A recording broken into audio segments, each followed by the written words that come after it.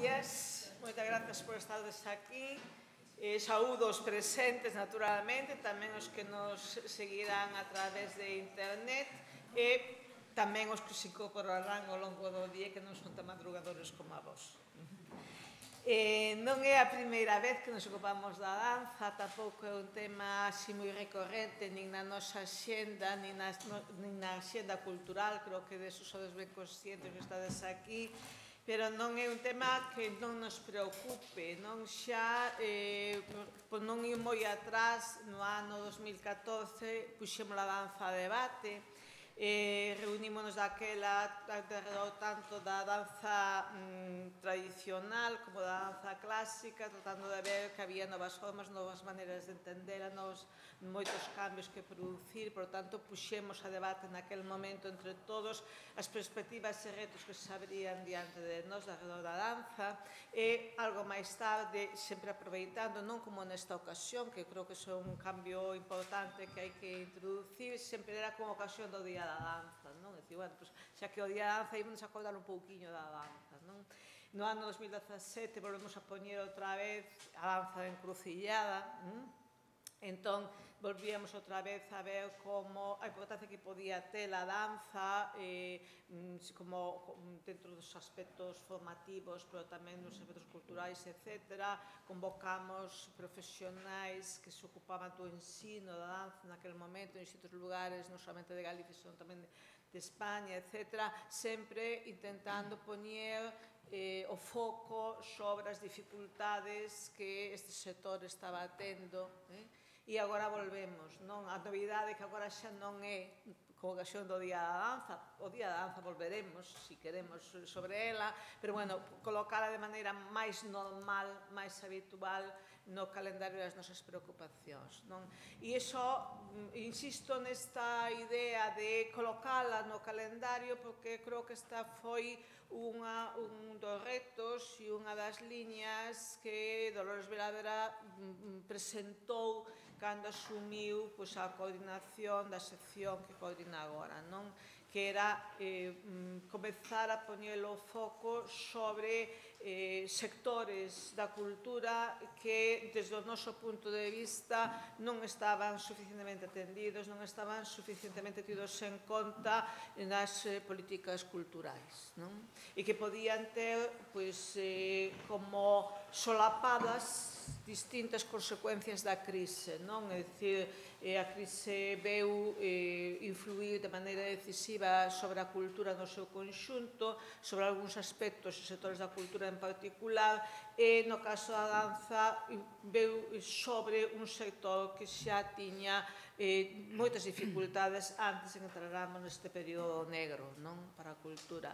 Por tanto, esta normalidade con que empezamos o ano 2020 colocando a danza no noso calendario, no noso foco de atención, ten que ver justamente con ese empeño de visitar aqueles sectores da cultura que podan ser dobre ou triplemente castigados, non? Para presentar a xornada de hoxe, doi a palabra a ela, que coordina a sección. Moitas grazas, presidenta. Ben, eu casi diría que o día de hoxe facemos realidade un soño, non? Ou polo menos materialízase un esforzo denodado ao longo de tempo, porque, como xa indicou a presidenta, este era un obxectivo que o actual equipo que ela preside tiña, digamos, como unhas súas prioridades, que non foi doado materializar e concretar nun programa, non?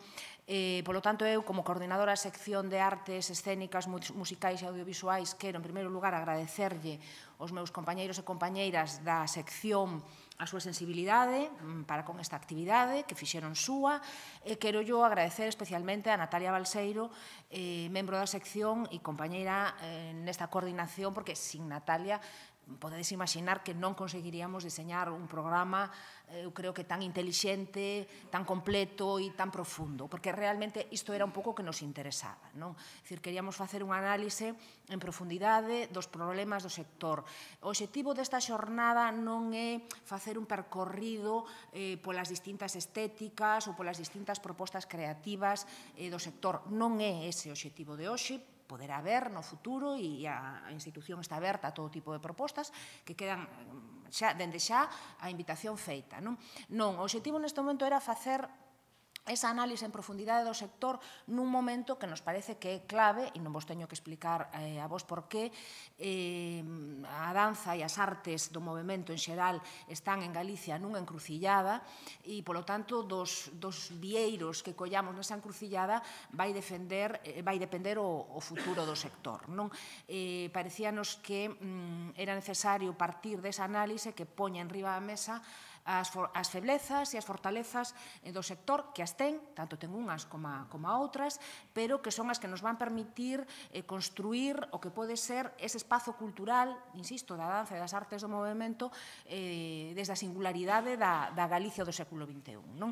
E, polo tanto, o programa pretende cubrir este obxectivo e o que ofrece de novidade, de alguna maneira, é o formato da xornada, que tamén responde a unha inquietude do novo equipo que preside Rosario Álvarez, que é explorar novos formatos. Veredes que esta xornada afástase un pouquiño do que son as xornadas, digamos, clásicas, con conferenciantes e mesas redondas.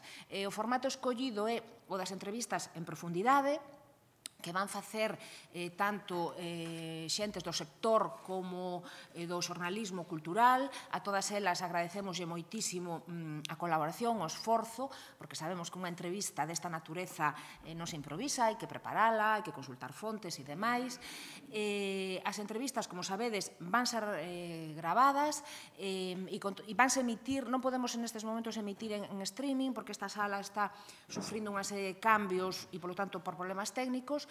Editaremos a sesión e subirase ao web nos vindeiros días, tamén con ese obxectivo que perseguimos de chegar a máis públicos diferentes sectorialmente, de distintas idades e, digamos, de toda a xeografía galega. Superar un pouco ese compostelacentrismo que parece que o absorbe todo e permitir que persoas interesadas neste tema, que estean en calquera punto de Galicia, nos vindeiros días poidan escoitar todo o que se fale hoxe aquí. Non poden participar en directo, pero si van poder escoitar todo.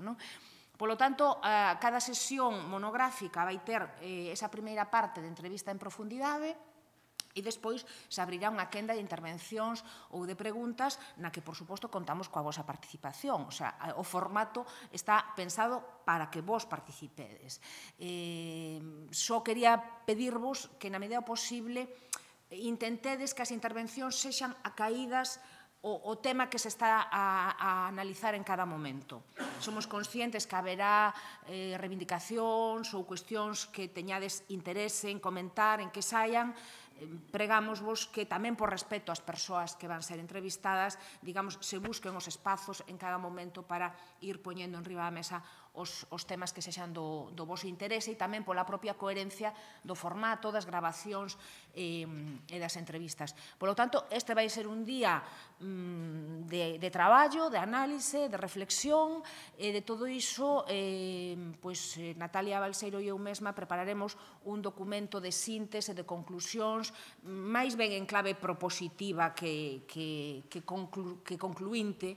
Intentaremos, digamos, diseñar unha serie de medidas que nos parece a nós que poderían contribuir de maneira inmediata a dinamizar e articular o sector. E este é un pouco o plan de traballo do día. Só queremos, desde o Consello da Cultura Galega, agradecervos a vosa presenza, tanto ás persoas que fostes convidadas formalmente como as que estades aquí de maneira espontánea, as que irán chegando ao longo do día, e ás persoas que semanas vindeiras pois descarguen estes audios e estes vídeos para escoitar o que hoxe se vai dicir aquí. E, sin máis, pois, damos a comezo, se vos parece, a primeira sesión. A palabra vai ser, en cada momento, das persoas que entrevisten e que guíen cada unha das sesións e, polo tanto, pois, moitas grazas e empezamos o día.